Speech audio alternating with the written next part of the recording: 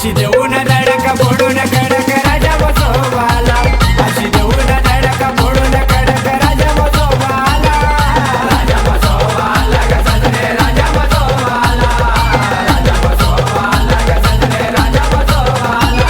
गया नाशिक जिल्ह्यामधील बसवा नावाचा गजर झाला, गया नाशिक शहरामधील बसवा नावाचा गजर झाला.